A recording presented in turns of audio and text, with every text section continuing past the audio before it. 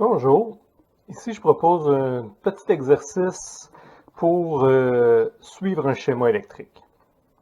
Donc, ce que j'ai ici, c'est les schémas pour les maquettes à l'école et je vais vous proposer de suivre le schéma de démarrage. Donc, le schéma de démarrage, je l'ai ici dans l'index, chapitre 80. Donc, je vais regarder ici dans les cartouches pour me rendre au chapitre 80. Donc, normalement, ça devrait être vers la fin. C'est le dernier chapitre de ce petit manuel de câblage.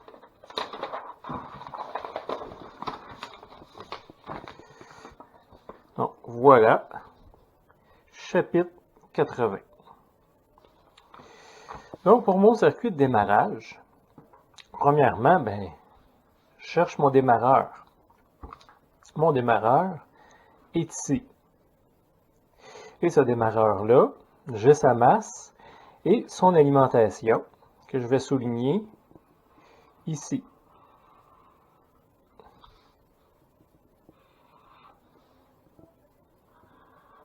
Donc, son alimentation, si vous regardez, ça provient d'un relais.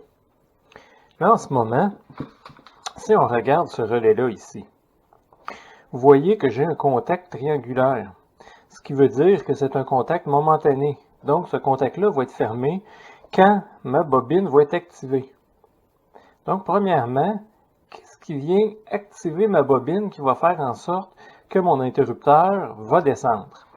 Donc, pour mon circuit d'activation, je vais changer de couleur et j'ai ma bobine ici. Donc,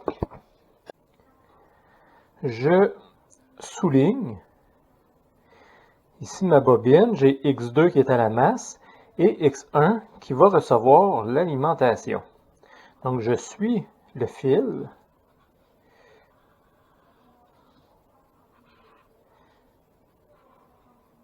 et j'arrive ici à l'interrupteur de démarrage. Donc, cet interrupteur-là doit être à la position Start. Quand je le tourne, à la position Start, cette ligne-là, ici vers le haut, descend dans cette position. Et je m'en vais ici à KK1-20. Ça, c'est le numéro de mon fil. Donc, j'ai le fil KK1-20 qui s'en va à mon schéma 2460-00. Je vais peut-être l'effacer, on le voit mal.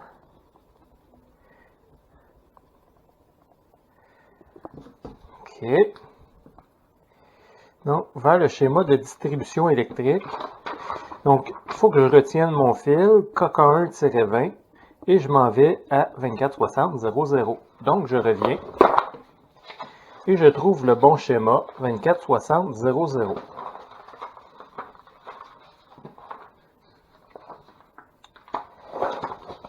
Je le vois ici dans la cartouche, 2460-00, et je suis à la page 1 de 1. Donc, j'ai seulement une page.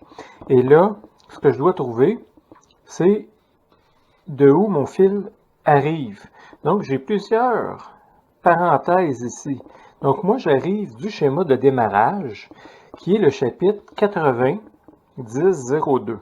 Donc, si je regarde ici, je vois ici référence démarrage 90-02. Et si je suis ici le fil qui arrive, c'est le fil KK1-20. Donc, c'est mon fil qui vient de mon autre schéma que je regardais tantôt.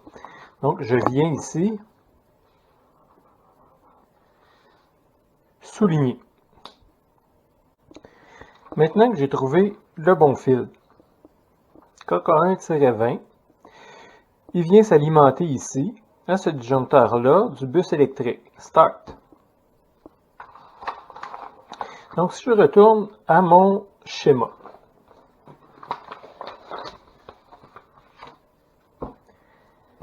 je vais changer de couleur.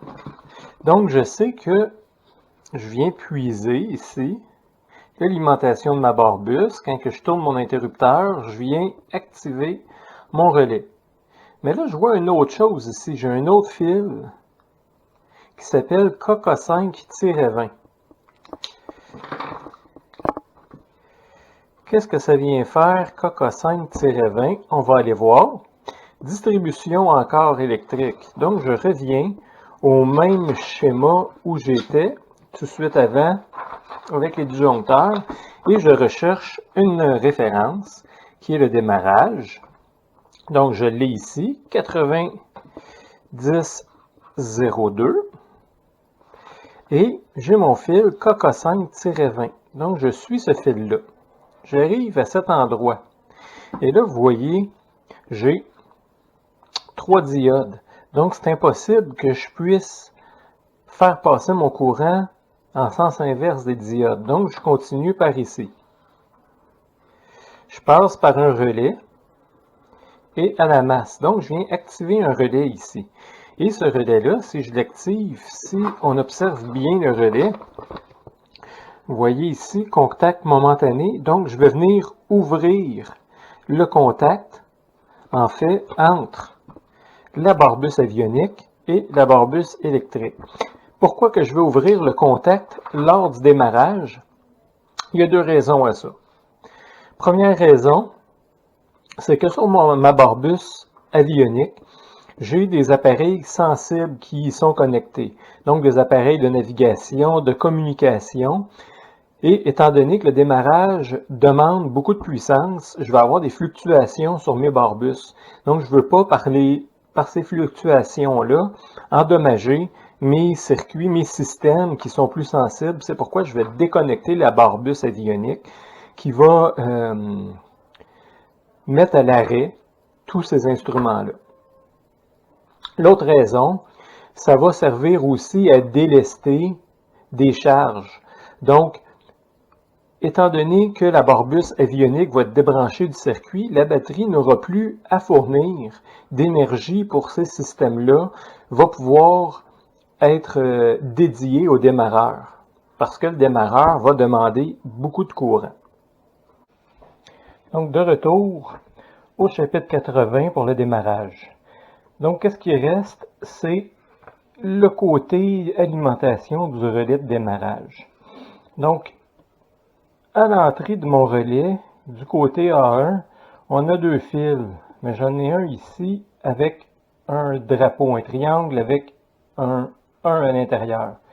Et ça, je vais le voir, ce rappel-là ici, le drapeau, en haut, qui me dit que c'est une provision pour l'installation sur un système bimoteur. Nous, en ce moment, on travaille sur le monomoteur, donc ce fil-là ici n'est pas utile pour nous en haut. Donc, l'alimentation va venir d'ici, quand le relais va se fermer. D'où ça vient? Circuit de génération, et on a le chapitre 2430-02. Donc, on va aller voir, puis il faut retenir encore le numéro de fil qui est PP14-4. Donc là, ici, on voit le tiret 4, on voit que c'est un gros fil. Parce que j'ai besoin de beaucoup de courant ici pour mon démarreur. Donc, c'est du fil de calibre 4. Tandis que pour l'activation de mon relais, c'est du calibre 20 qu'on voit. Les fils sont tous tirés 20.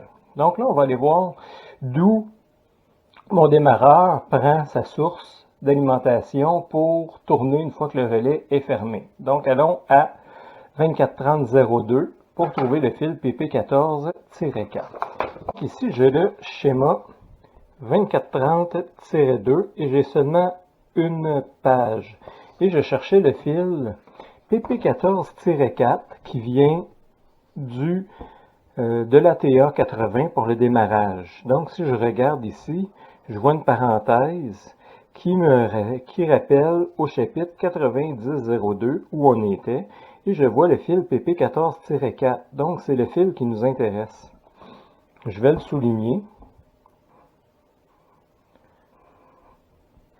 Et là, on voit que le fil se branche à la borne du relais coupe-tout, K1. Donc, si je mets l'interrupteur coupe-tout en marche, je mets en lien ma batterie. Donc, je peux alimenter mon démarreur par le relais batterie. Donc, normalement, on va utiliser la batterie pour démarrer, comme sur une voiture. Par contre, ce système-là, il n'y a rien qui nous empêche, en haut ici, d'utiliser la prise de parc. Si je ferme le relais de la prise de parc, j'arrive au même point, ici. Donc, ça serait possible de démarrer en utilisant l'alimentation de la prise de parc en fermant le relais de prise de parc. Donc, soit la batterie, soit la prise de parc. Et là, mon circuit, il est complet.